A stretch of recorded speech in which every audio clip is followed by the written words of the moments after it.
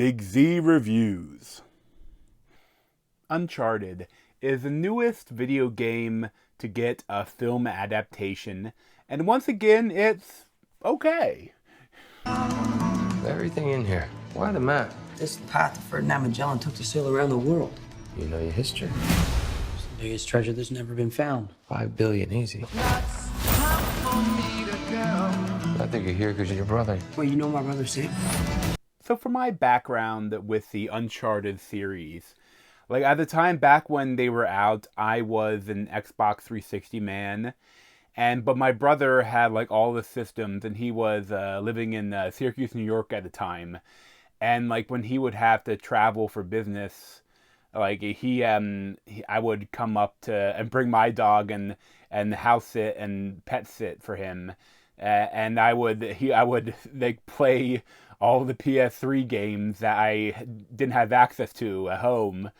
And that was where I experienced, I think, the first 3 Uncharted. And like now I've been PS4 and PS5 after that. But I've played all the games. And honestly, actually the first game I played in my PS5 was the expansion, like with the featuring the women characters. That's actually maybe one of the best Uncharted games, and it's beautiful too. But I got the new TV, and then the PlayStation 5 is like gorgeous and really fun, and the whole game series is really fun. But like the game is like inspired by all of the adventure films, like Indiana Jones, and even like other video games, like Tomb Raider, Lara Croft, and all of those classic adventure films. So weird that to see a movie based on a game that's based on movies, you know? But it's like it starts out like a scene straight out of the game. I think there is kind of part like that where like he wakes up from being passed out, Tom Holland, and he's like strapped to like a shipping container hanging out of a jet, and he has to. It's like one of the like a lot of the games start with Nathan Drake. And like you have him like in the middle, you don't have any setup, and he's just on some huge thing you have to traverse, and like you go through crazy like stuff falling, and it's always a lot of fun. It's not really quick time events, but you're barely playing a game. Like you're pushing them along the way, and you have a couple button prompts. But like the main gameplay loop of Uncharted is shooting. But like but for that, like I mean. It was fun too, but like then you go back and you backtrack and you see a story from the beginning. Like that's literally something that the game does.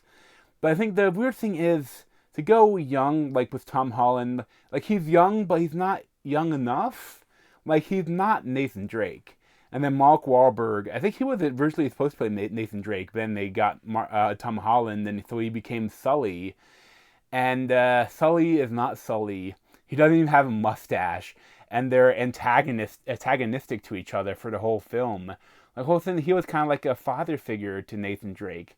So it's so weird to have Sully be just Mark Wahlberg. It's literally Mark Wahlberg. And he doesn't even have a mustache. It's so weird because in all the publicity now, Mark Wahlberg has a mustache. And I'm like, wait, why do you have a mustache now, but he wouldn't grow it to play Sully? And it's funny, after that first scene, they have like a flashback, and they go even younger, and this kid looks nothing like Tom Holland. And it's like, if you're gonna go, like, why do you have this Tom Holland's like in mid-20s? And it's like fine. You want to start, show that he has an older brother that is gonna go missing, and that's gonna sing a whole thing that Mark Wahlberg gets him to help him go on this journey to search for Magellan's lost gold. And for the movie, it's fun. I mean, a globe-trotting adventure film is inherently fun, and this is fun.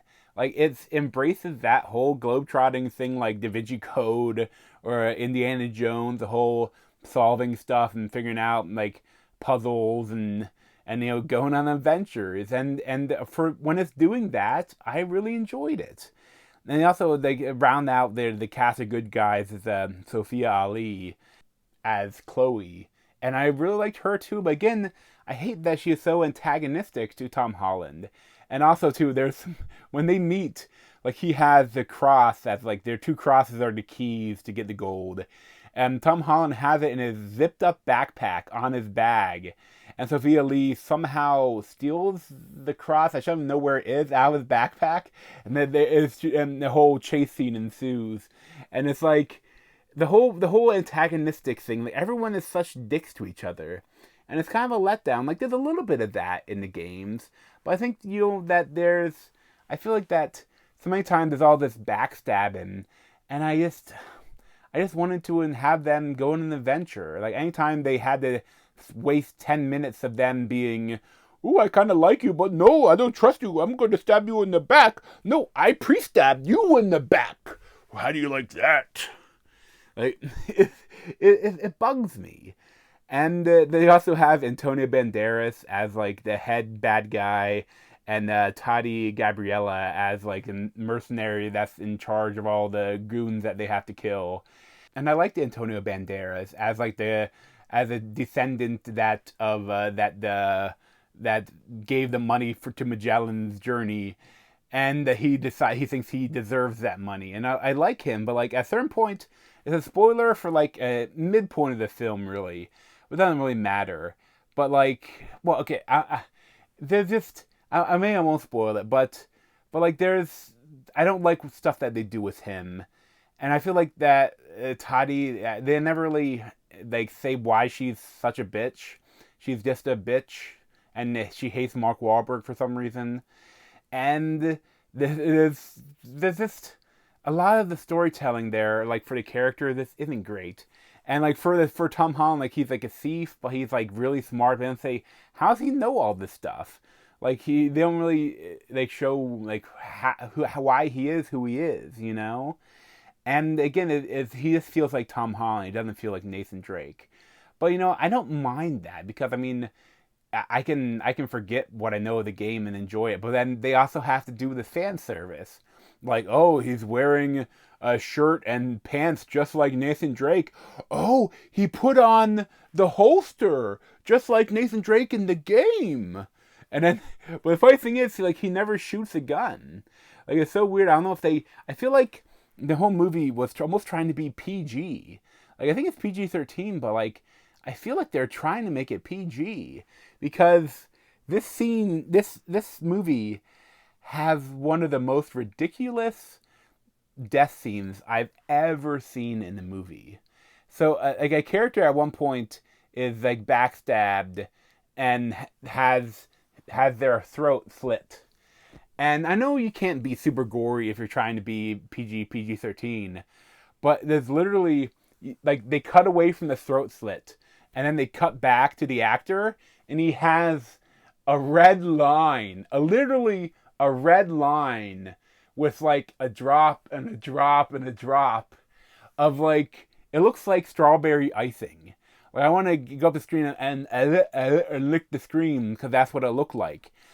And the weirdest thing is that they keep going back to his face, like Tom Holland is like in hiding when it happens, and he has to like sneak in there and try to steal something back, like by the dead body, and you see the dead body repeatedly, and there's only ever that red line with a drizzle.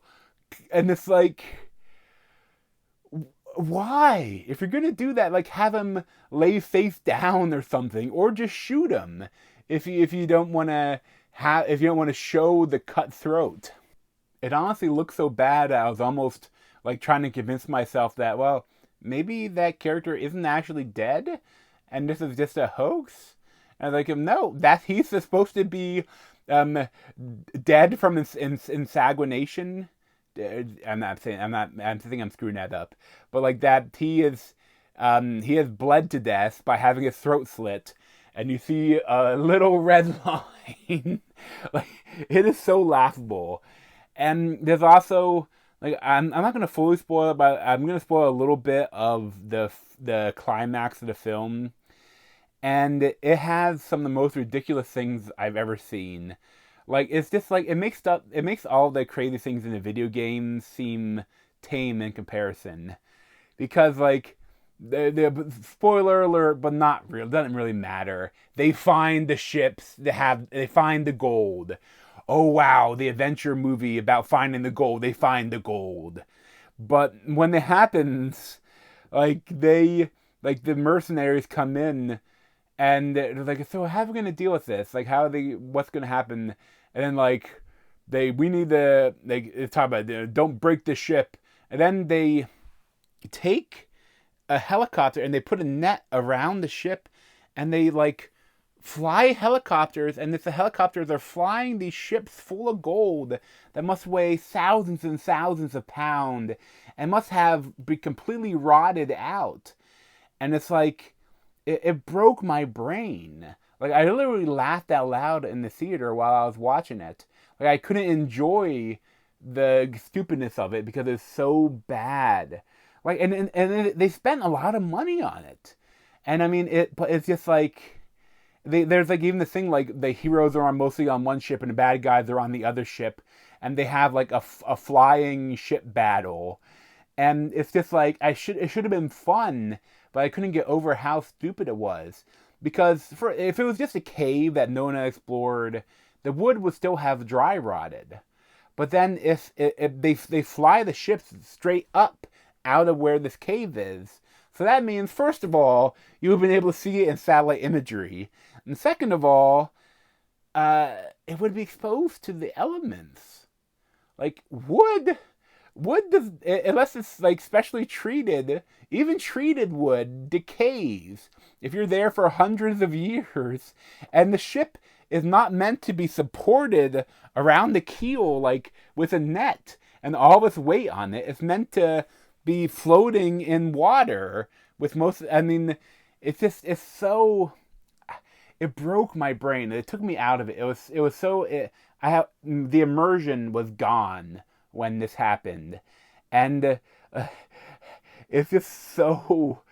I don't know. Like you have to see it to believe it. Like you actually think that they thought it was a good idea, and it's just like so many things that happen in these scenes. Like they must feel like they're gonna be so cool. We're gonna fly along the ropes to the other ship like pirates, and then you see it it almost ruined the movie for me. And there's a couple moments in the movie that are just so stupid, but at the same time, I did kind of enjoy it. You know, it's a fun time, you know, but it's definitely some really bad parts. But I think it's done well enough that we might get a sequel. So I mean, hopefully they can do better in a sequel, but who knows? I'd probably give it like a 6.5 out of 10. You know, it's interesting. It's fine, but I'm waiting for one movie to actually just make the game. You know, it's never been done. No movie based on a game has actually just made the game. And it's such a weird thing. Because there have been so many books and comic books and short stories and all these things have been adapted in the movies, and they just adapt the source material. You know, of course some stuff, they butcher some stuff or they change things, but they don't like completely write an entire new story. You know, what's the point in buying the property if you're going to create your own story? And I want a movie that just does the game. And I think maybe part of it is a lot of them are interactive storylines, or they're longer, maybe tougher to do with a movie. So I'm really interested to see like if maybe a TV show could do a game better, like The Last of Us. But I mean, I want to see someone actually turn the story and everything that happens in a game into a movie.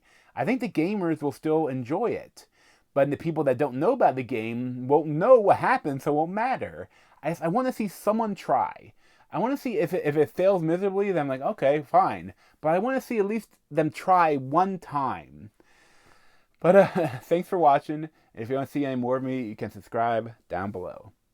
Thanks.